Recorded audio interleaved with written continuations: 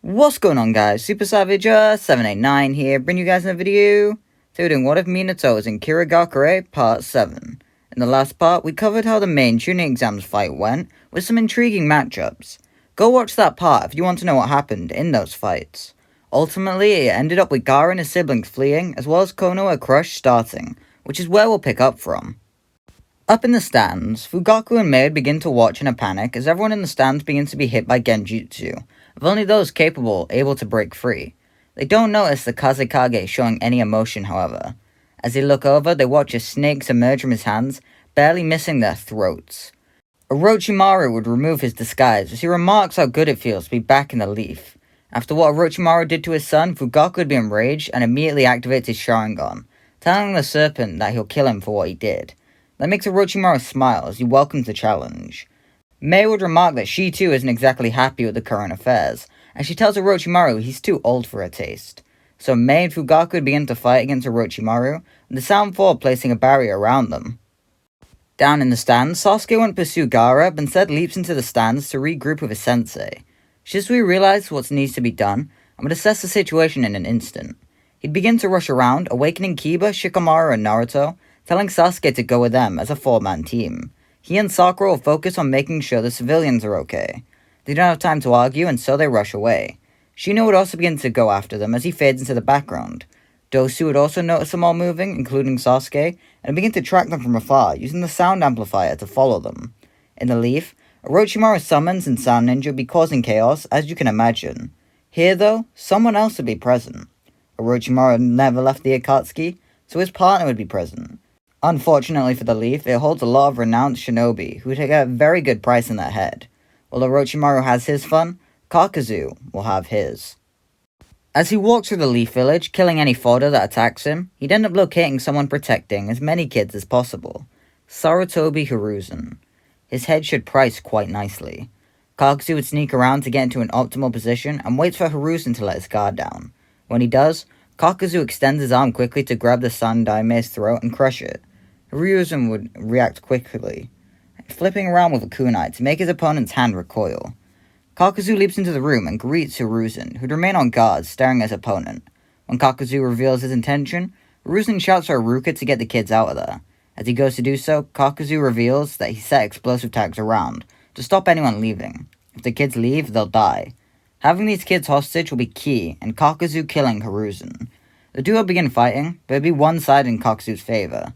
He'd wield his earth armor, allowing him to better tank the Enma staff attacks. While there is some room to battle, Hiruzen can't fully let loose, meaning he'd be beaten around quite easily. Iruka would send out a distress signal and does his best to keep the kids safe, though if Kakuzu wanted him to, he'd be dead. Iruka and Hiruzen would lock eyes and nod at each other in an unspoken agreement. To protect the kids, Iruka would use all his chakra to crudely make an earth mud wall. This allows Hiruzen to channel all the strength into an attack, channeling all 5 of the elements. Kakuzu would counter this with his own 5 element attacks, using his hearts, which would make Hiruzen's attack nullify. Acting quickly, Kakuzu moves in and breaks Hiruzen's ribcage, causing him to crumble to the ground in agony. Kakuzu tells Hiruzen that this isn't personal, as he activates his earth armor, throwing his fist straight at Hiruzen. It would collide with a sharp blade blocking the blow, as Nuchiya moves Hiruzen out the way. Itachi and Kisame found the distress signal, and they're here to help. Meanwhile, the Genin squad will continue moving, having similar run-ins like normal. Shikamaru would still falsely sacrifice himself and get saved by Asuma. Kankuro will then cut the team off, only for Shinso to step in and have his one-on-one. Changes begin to emerge while they're moving after this, though. A kunai almost takes off Sasuke's head, halting the group's progress. Dosu would emerge from the shadows, staring at Sasuke, as he tells him Lord Orochimaru wants him to test out his vessel's strength. He'll just kill him instead, though. Being brave, Kiba and Akamaru leap at Dosu, making him have to leap backward. He shouts for Naruto and Sasuke to continue going after Gaara, and he'll hold him off. They realize they have no time to argue and rush off, leaving Kiba to fight. Kiba and Akamaru would be especially sensitive to sound-based attacks due to their heightened senses, however they wouldn't let that stop them. Through bloody ears, they continue pushing on, getting some good hits onto the sound-based opponent. Ultimately, the fight would end with a fang over fang over fang, which renders both parties unconscious and defeated. Over the Kage, The fight would be really pushing Orochimaru to his limits, despite his calm composure. Fugaku wields his Mangekyo, combining with his bloodlust, and that makes him a deadly opponent. Mei is also quite complementary to Fugaku's fighting style, giving him backup where it's needed. To combat the Kage, Orochimaru would make the remark that if they want to rely on teamwork, then so will he. He'd slam his hand against the ground and two coffins emerge. As the jutsu finishes, out walks Hashirama and Tobirama, who Orochimaru is quick to put under his control. Mei tells Fugaku that she'll handle the former Hokage while he takes on the snake, which he agrees to. He begins to rush at Orochimaru, not even caring about the wood attack coming at him from Hashirama.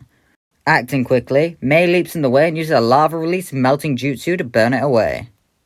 Fugaku rushes at Orochimaru, easily dodging some striking shadow snakes as he unleashes a massive fire release attack, incinerating Orochimaru, causing him to shed his skin.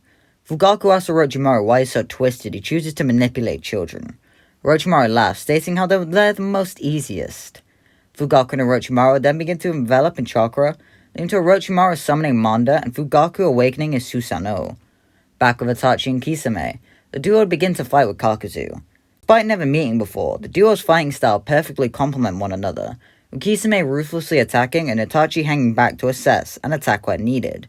Kakuzu declares that he doesn't have to kill them, he only wants the third Hokage's head. Of course, neither will let this happen, which Kakuzu realizes. As Kisame goes for another slash, Itachi would quickly move in and pull him backwards. The duo watch as Kakuzu begins to convulse, his heart's popping out, becoming sentient. He orders them to cause chaos, which they would, moving in 4 different directions to cover their ground. Now they need to think about what to do. Kisame tells Itachi that he's going to go stop the hearts. While Itachi believes he'd be the better choice, the Sharkman would laugh. He was born for chaos, so Itachi would be left to face down Kakuzu on a 1v1. The duo would then begin to fight. While Itachi has a slight advantage, it would only be by a small margin. Remember here, Itachi doesn't have his Mangekyo, so he won't be using his full potential. Plus the start of his illness will be kicking in, so he'd not be at his full 100%. He is still Itachi though, so he is quite strong. The fight is rather drawn out, with Itachi having Kakuzu on the defensive the entire time. Every attack is planned accordingly, leading to 5 other attacks all taking place, as if choreographed prior. Even with Kakuzu's earth armor, it's only a matter of time until he cracks. That's when Itachi's illness takes the better of him. It's brief, barely for a millisecond. Unfortunately for him though, that's all Kakuzu needed. He takes a chance to break free from Itachi's arithmetic fighting style.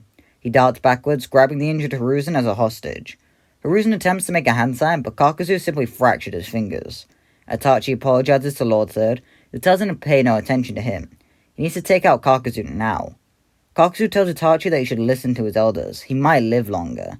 At that moment, Kisame shouts to Itachi. He turns around to see all of Kakuzu's hearts preparing a blast, with Kisame not far behind. They fire a blast straight at him, which he combats with a fireball jutsu. Kisame will then come in, where he attempts to cut the hearts. As he does so though, they simply move away as a feint. Itachi turns back to see Kakuzu holding Hiruzen's dead body as he flees. The pain brought about from seeing this is catastrophic from Itachi. He obviously goes in pursuit, with Kisame going with him.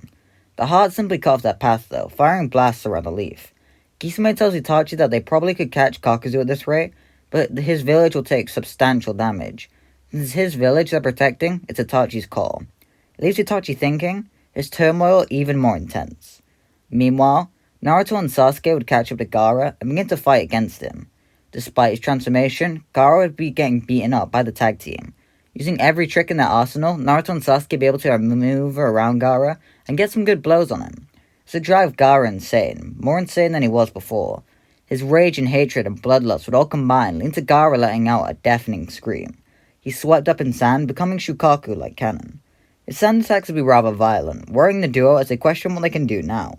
The sand is massive and hard to avoid, plus the energy used to dodge means they can't strategize as well. To buy time, Sasuke tells Naruto to stand next to him. He bites his thumb and slams it into the ground, using the summoning jutsu to summon Gamatora. The duo would then ride on the toad, avoiding Shukaku's immense sand attacks by the skin of their teeth. As they move, the duo begin to formulate a plan. Sasuke asks Naruto if he has any trump cards up his sleeve. Naruto states how he has one, but it's risky. Unfortunately for them, it's all they've got. The duo do their best to formulate a plan, as they watch Toad buy as much time as possible. Tora's leg would then be swept up by sand, leaving him to poof away. Shukaku would laugh as he goes in for his prey. Sand would begin to overlap them, almost crushing them. Naruto and Sasuke begin running, but the sand moves much faster than they can, making this a futile attempt. It slams down hard at them, leaving them realizing this is where they die. That's until the sand is slashed away, just enough to where it falls short of touching the duo. Confused, they look back to see a white-haired boy with bones sprouting from him, land on the ground with determination in his eyes. This is, of course, Kimimaru. Naruto would be happy to see Kimimaru, but Sasuke reminds him that they have no time to get sentimental, as they need to activate this plan. Kimimaru asks what this plan is, and they explain. If Naruto can hit Gaara with a Rasengan, it should be able to not only stop Shukaku, but stop Gaara getting back up afterward. It was Sasuke's role to distract Shukaku for as long as he can, and keep him off Naruto.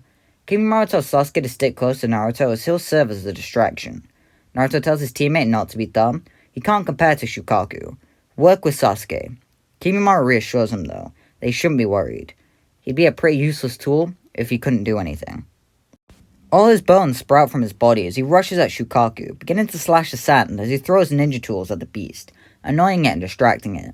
The Uchiha tells his friend that they can't let this distraction go to waste, which Naruto agrees with. They rush behind Shukaku and begin to run up his back as fast as possible.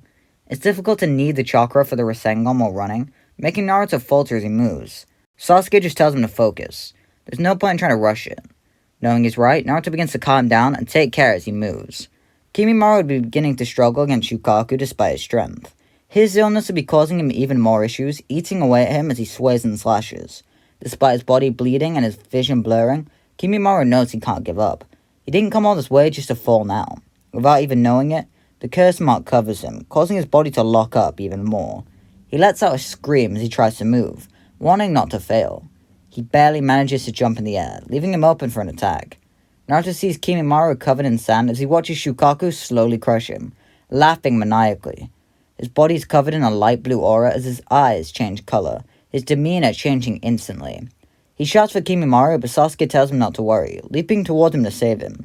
It does reveal to Shukaku that Naruto is on his back though, so he splits his head in half so he can see either side, beginning to cause issues for both parties. Thanks to the Sharingan, Sasuke is able to maneuver around sand fairly well, especially with his extra chakra control training. He manages to show up to Kimimaru, unleashing a fire release attack onto him as he apologizes for the sizzling sensation he's about to feel. The sand turns to glass, allowing Sasuke to break Kimimaru free and throw him away for safety. As for Naruto, this chakra covering his body lets him move quicker. The sand struggles to keep up with him as he simply rushes to the top. His chakra now amplified and his focus being pinpoint, Naruto creates a powerful Rasengan, reaching closer to Gaara. From down below, Sasuke would use the final amount of chakra to unleash a Phoenix Flower Jutsu, hitting the remaining sand surrounding Naruto, burning it away. It allows for Naruto to leap upward and hit Gaara as hard as possible, waking him up, knocking him hard to the ground, leaving him unable to move. As Naruto lands, he gives Gaara the Taught no Jutsu from canon, leading to the same result. Naruto and Sasuke then slink Kimimaru over their shoulders and begin to walk back to the leaf. Back with the Kage, Fugaku would absolutely demolish Manda.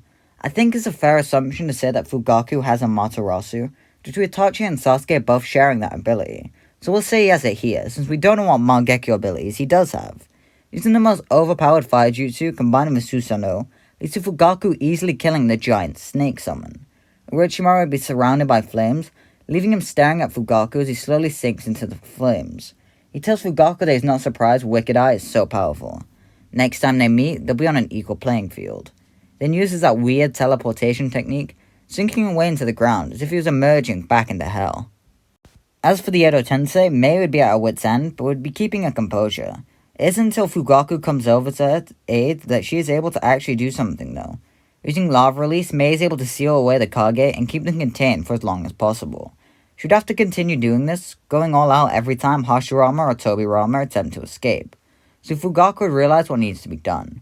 He pulls out kunai and throws it into the air above him. It isn't him who catches it though. Kushina stands there, asking if this is important, having used a flying Raijin to teleport over. Upon the situation being explained, Kushina simply seals away the duo, acting as if this was a simple chore, and as if she just stopped two Hokage at once. With this act, Konoha Crush would officially be over, so we can leave off the series for right now, and pick back up with the consequences next time. This part was a lot longer than I intended, so we're going to go through this quickly. Subscribe for more, like the video if you want to see the part come out quicker, and if you want to see Naruto content, let me know. Yeah, bye.